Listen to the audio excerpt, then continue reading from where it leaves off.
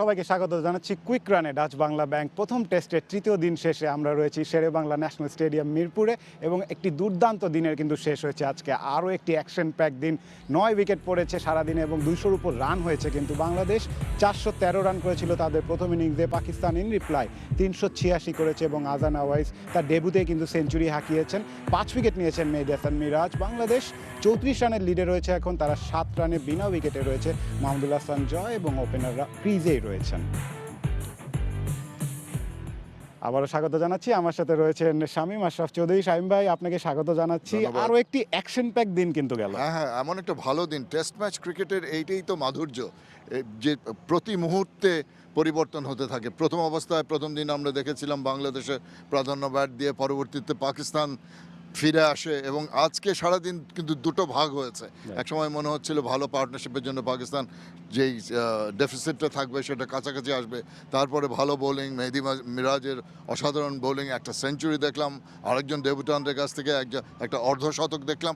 সব কিছু মিলিয়ে একটা খুব এনজয়েবল টেস্ট ম্যাচ ডে ছিল আজকে। রাইট, ডেবুটান আজান আওয়াইস 85 রানে আনবিটেন ছিলেন গতদিন এবং আজকে যখন আসেন তার দিকে কিন্তু অনেক চোখ ছিল এবং মাথায় সেই আঘাত পাওয়ার পর একটা ছেলে তার প্রথম ম্যাচ খেলতে নেমে টেস্ট ম্যাচে 100 হাঁকানো। শামীম ভাই, this must be special. Special তো অবশ্যই, এবং নিজের মানসিকতা এবং দৃঢ়তা দেখানো আমরা দেখতে পাই। তার স্কিল সেটস আছেই অবশ্যই। টেস্ট ম্যাচে আসতে হলে একটা পর্যায়ে তো পৌঁছতে হবে।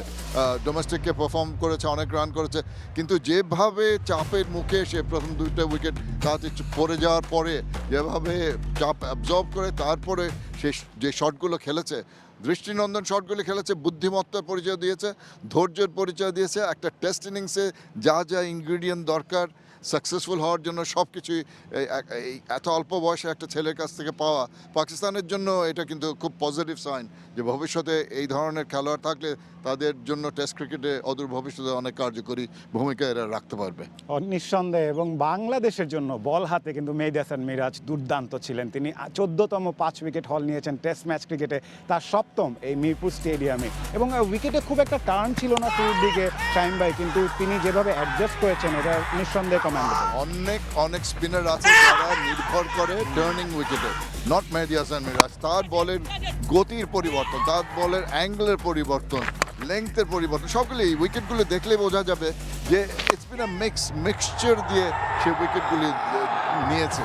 কিছু কিছু বল টার্ন করেছে, বাউন্স করেছে, কিছু কিছু বল আর্ম বলগুলি দারুণভাবে ব্যবহার করেছে এবং লেফট হ্যান্ডেড অনেক ব্যাটার ছিল, সেটা একটু হয়তো তার ফেভারে গেছে। তথাপি আমার মনে হয় যেভাবে সে বলগুলো নিয়ন্ত্রণ করেছে এবং চাপের মুখে কিন্তু প্রথমে কন্টেইন করেছে ব্যাটারদের উপরে, ড্রাই আউট দ্য রানস, তারপরে সে উইকেটগুলো নিয়েছে। আবারও বলতেই হয় যে টেস্ট ম্যাচ ক্রিকেটে এই সুযোগগুলি আসে বোলারদের জন্য, ব্যাটারদের জন্য, যে একটা সময় যেতে পারে যখন you get a little frustrated, কিন্তু ওইটা পেরিয়ে তারপরে সাকসেস করার জন্য যেই জিনিসগুলো দরকার মেহেদী হাসান মিরাজের মধ্যে আমরা আজকে পেয়েছি নিঃসন্দেহে। এবং চতুর্থ দিন কিন্তু আরও এক্সাইটিং হতে যাচ্ছে। বাংলাদেশ 34 রানে এগিয়ে রয়েছে, তবে অনেক কিছু বাকি রয়েছে কিন্তু এই টেস্ট ম্যাচে। আগামীকাল আমরা একটু আগে শুরু করছি, 9:30-এ কিন্তু আমাদের লাইভ কাভারেজ শুরু হচ্ছে চতুর্থ দিনের খেলার। অসংখ্য ধন্যবাদ শামীম ভাই আপনাকে। ধন্যবাদ। রাইট, আপনাদের সকলকেও ধন্যবাদ জানিয়ে আজকের মতো শেষ করছি।